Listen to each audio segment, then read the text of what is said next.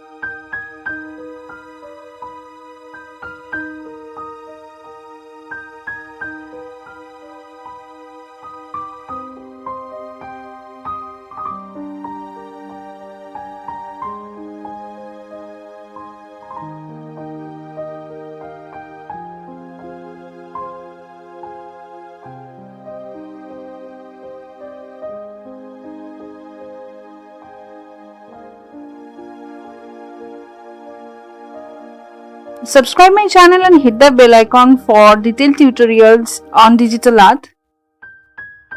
Like the video, share it, and hey, don't forget to comment about your experience on digital art. Thank you, stay healthy, see you in the next video.